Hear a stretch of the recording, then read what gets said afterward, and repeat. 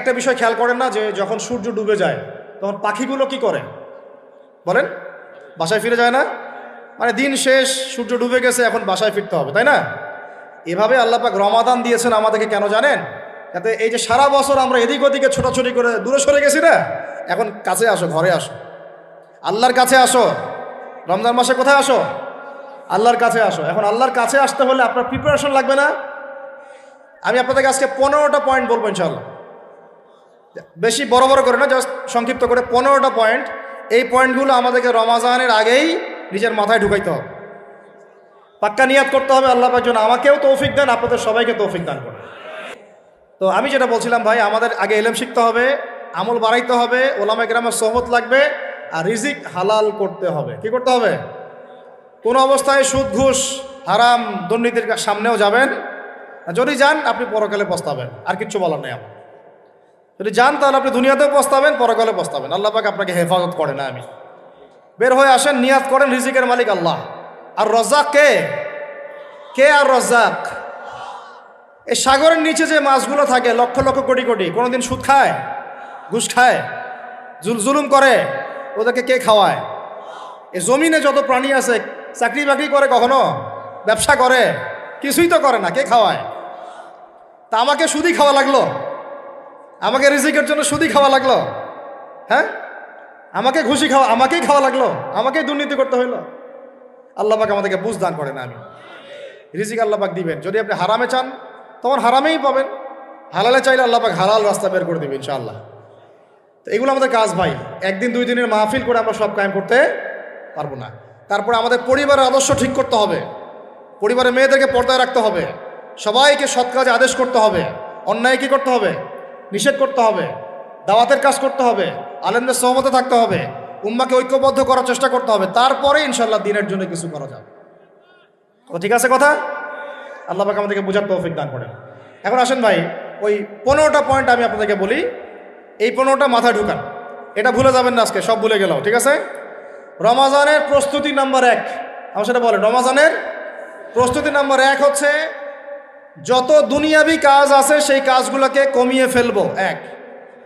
দুনিয়াবি কাজগুলো কি করব? মানে দুনিয়াবি যত কাজ, যত ব্যস্ততা যা আছে এগুলোকে কমায় নিয়ে আসবো, যাতে রমজান মাসে আমাকে বেশি বাইরে দুনিয়াবি প্রয়োজনে বাইরে বের হইতে না হয়, মানে বেশি ব্যস্ততা আমাকে দুনিয়ার জন্য না করতে হয়। মনে করেন যে আপনি চাইলে এখন যদি সামর্থ্য থাকে রমাদান এবং ঈদের বাজার করে রাখতে পারেন, কারণ লাইলাতুল কদর নষ্ট করে ঈদের বাজার, আর রমাজানের অনেক রুহানিয়াত নষ্ট করে দেয় দুনিয়াবি বাজার ঘাট, তাই না? সবার সামর্থ্য হয় না, সবার সামর্থ্য হয় না, কিন্তু বড় বড় যে বিষয়গুলো আছে, বড় বড় খাবার, মৌলিক খাবার, এগুলো আপনি 2 মাসের জন্য বাসায় রাখতে পারেন যদি সামর্থ্য থাকে। সামর্থ্য নাই তাহলে সেটা আলাদা বিষয়। মোট কথা এটা শুধু একটা বিষয় বোঝাচ্ছি না, দুনিয়াবি যত ব্যস্ততা এগুলোকে কমায় রমাজানের জন্য প্রিপারেশন নিতে হবে। আল্লাহ পাক আমাদেরকে সবাইকে রমাদানের জন্য প্রিপারেশন নেওয়ার তৌফিক দান করেন। এটা হলো মনস্তাত্ত্বিক প্রিপারেশন, যে রমাদান আসতেছে, আমি শাবান মাসেই আমি আমার কাজগুলো গোছাই নেব, যাতে রমজানে আমি ফারেক থাকি ইবাদতের জন্য। বুদ্ধিমানের কাজ না এটা? আল্লাহ পাক তৌফিক দান করেন। আমিন। 2 নম্বর হচ্ছে ভাই, রমাজানের আমরা সবাই 30টা সওম রাখবো বলে নিয়াত করি, আল্লাহ পাক তৌফিক দান করেন। আমিন। কিন্তু এখানে একটা কথা, 2 নম্বরটা হচ্ছে রোজা রাখার মতো রোজা রাখতে হবে। কি বললাম বলেন? রোজা রাখার মতো রাখতে হবে। এটা কেন বললাম, কেন বললেন ভাই? উত্তর দিচ্ছিস। উপোস থাকা, না খেয়ে থাকা আর সওম রাখা এক জিনিস নয়। পানি ছেড়ে দেওয়া, খাবার ছেড়ে দেওয়া আর ইসলামী সওম এক জিনিস নয়। অনেক ধর্মের মানুষ খাবার পানি ছেড়ে দিয়ে থাকে, উপাস থাকে, থাকে না? হাদিসের মধ্যে নবীজি বলেছেন যে ব্যক্তি রোজা রেখে অন্যায় কাজ ছাড়তে পারলো না, মানে আল্লাহর মাসিয়াত ছাড়তে পারলো না, এই যে কাবায়ের ফাওয়াহিশ এগুলো ছাড়তে পারলো না, অশ্লীলতা ছাড়তে পারলো না, মিথ্যা ছাড়তে পারলো না, বেহায়াপনা ছাড়তে পারলো না, তার না খেয়ে থাকায়, পানি না পান করায় আল্লাহর কিচ্ছু যায় আসে না। আর রোজার বিষয় বুঝলাম। রোজা কাকে বলে ভাই? মানে রোজা মানে হচ্ছে আমি আল্লাহ পাকের সমস্ত নিষেধ ছেড়ে দিব। কি করব? আল্লাহর সমস্ত নিষেধ। রোজা থেকেছি, পানি খাচ্ছি না, খাবার খাচ্ছি না, কার ভয়ে? গোসল করার সময় 1 ঢোক পানি খেলে কে দেখবে? এই চেতনা তখন কাজ করে, তখন কাজ করে না? চুপ করে 1 লোকমা ভাত খেলে কে দেখবে? কেউ দেখবে? আল্লাহ ছাড়া কেউ দেখবে? কেউ দেখবে না। তারপর আপনি খান না কেন? আপনি খান না কেন? কারণ আপনি অনুভব করেন যে আল্লাহ পাক আমাকে দেখছেন। এটাই হলো ইহসান। এটার নাম কি? ইহসান। এটাই বলা হচ্ছে হাদিসে জিবরিলের মধ্যে, আনতা আবুদুল্লাহ কাআন্নাকা তারাহ, তুমি এমনভাবে আল্লাহর ইবাদত করো যেন তুমি আল্লাহকে দেখতে পাচ্ছ। ওয়া ইল্লাম তাকুন তারাহু, তুমি যদি আল্লাহকে দেখতে না পারো জেনে রাখো ফাইন্নাহু ইয়ারাক, আল্লাহ পাক তোমাকে দেখছেন। এইটাকে বলে আল্লাহ কনসিয়াসনেস বা ইহসান বা তাকওয়া। আর তাকওয়া হাহুনা, তাকওয়া কোথায়? এখানে। আপনি সওমের আয়াতটা পড়েন, কুতিবা আলাইকুমুস সিয়াম কামা কুতিবা আলাল লাযিনা মিন ক্বাবলিকুম লাআল্লাকুম কি তাত্তাকুন, তোমাদের উপর সওমকে ফরজ করা হয়েছে ঠিক যেমন করে আগের উম্মতদের উপরেও করা হয়েছিল। উদ্দেশ্য হচ্ছে লাআল্লাকুম তাত্তাকুন, যাতে করে তোমরা তাকওয়া অবলম্বন করতে পারো। তাকওয়া মানে আল্লাহ কনসিয়াসনেস। এই যে আমি খাচ্ছি না, পান করতেছি না, আমি বিশ্বাস করি আল্লাহ আমাকে দেখতেছেন, এই তো। তো সেই বান্দা কেমন করে রমজান চলে গেলেই বেনামাজি থাকতে পারে? রমজান চলে গেলে কি আল্লাহ তাকে আর দেখে না? সেই বান্দা কিভাবে সুদ খায়, তখন কি আল্লাহ তাকে দেখে না? সেই বান্দা, একই বান্দা কিভাবে জেনা করতে পারে? মেয়েকে নিয়ে কেমন করে বাইকে ঘুরতে পারে? কেমন করে গায়রা মাহরামের সাথে আমরা করতে পারি, ফ্রি মিক্সিং করতে পারি? কেমন করে সে সমকামিতার দিকে ধাবিত হতে পারে? কেমন করে সে জুয়া খেলতে পারে? কেমন করে সে মাদক খাইতে পারে? কেমন করে সে আল্লাহ দ্রোহী আইন বাস্তবায়ন করতে পারে? যদি সে এই চেতনা থাকে যে আল্লাহ আমাকে দেখছেন। এই চেতনাটাকে বদ্ধমূল করার জন্যই রমাজান আসে। বলেন সুবহানাল্লাহ। আমি কি বুঝাতে পারলাম? রোজা রাখার উদ্দেশ্যটা কি? ওই জিনিসটাকেই আমাদের ভিতরে ইনস্টল করাই হলো উদ্দেশ্য। লাআল্লাকুম, আমার সাথে বলেন লাআল্লাকুম তাত্তাকুন। তাকওয়া কি কিনতে পাওয়া যায় বাজারে? এই যে আল্লাহ পাক আমাকে দেখছেন, আমি খাবো না, আল্লাহ আমাকে দেখছেন, আমি পান করতে পারবো না, আমার রেস্ট্রিকশন আছে, পিপাসায় গলা ফেটে যাচ্ছে একেবারে রোদের মধ্যে, তাও খাচ্ছি না কেন? কার ভয়ে? ওইটাই জীবনের সব ক্ষেত্রে বাস্তবায়ন করার জন্যই রমজান আসে। বুঝতে পারি নাই মনে হয়? ওই চেতনাটাই, একই চেতনাটাই জীবনের সবগুলো কাজে বাস্তবায়ন করার জন্য কি আসে? রমাদানের 6 মাস। আমরা শুধু রোজার ফজিলত নিয়ে বয়ান করি, রোজা রাখলে 70 গুণ নাকি হবে না, 70 গুণ হবে, 700 গুণ বাড়াই দেবে। মূল কথা ফজিলত তো ফজিলত পাবই, মূল কথা এইটা, তাকেও অবলম্বন করতে হবে। আল্লাহ পাক আমাদেরকে তৌফিক দান করেন। কয়টা বলছি বলেন ভাই? 2টা মনে থাকবে। 1, দুনিয়াবি কাজ কমায় ফেলা। 2, কি রোজা রাখার মতো রাখা। 3 নাম্বার হচ্ছে, এটা আমার নিজস্ব একটা পরামর্শ আর কি। 3 নাম্বার হচ্ছে রোজা রাখার জন্য আমাদের সাহারি করতে হয়, ইফতার করতে হয়। এই তো আল্লাহর ওয়াস্তে সাহারি এবং ইফতারে মুসলমানের মতো খাবার খাবেন, জানোয়ারের মতো খাবার খাবেন না। সাহারি এবং ইফতার এই দুটোতে কি খাবেন?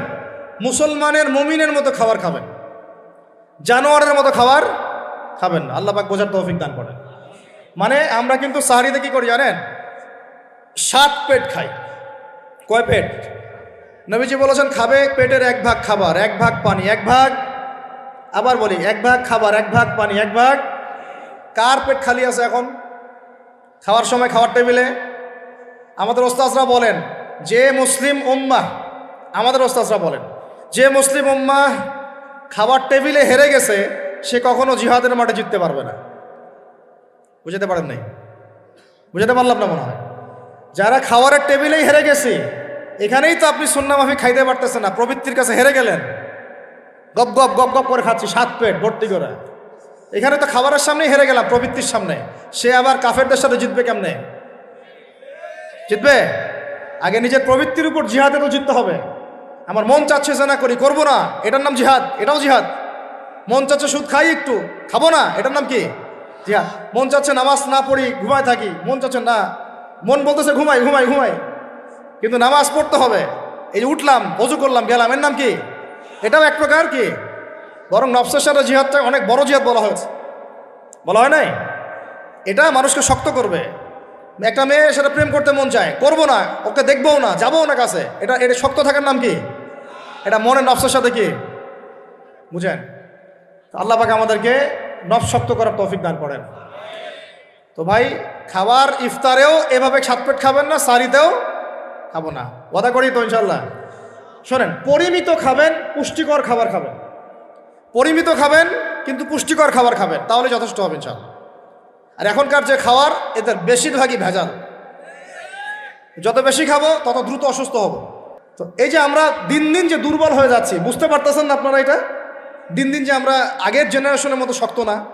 আমাদের দাদারা, তার দাদারা যেরকম স্ট্রং ছিলেন, আমাদের ইয়াংরাও কিন্তু অত স্ট্রং না। একটা ইয়াং ছেলেকে আপনি এখন 50 বছরের একজন মুরব্বীর সাথে পাঞ্জা লাগায় দেন, পারবে না, ওই চাচাই জিতবে। তো এটার কারণ হচ্ছে ভেজাল খাবার, ভেজাল পরিবেশ, ভেজাল সব কিছু। আমরা যা খাচ্ছি বেশিরভাগই বিষ।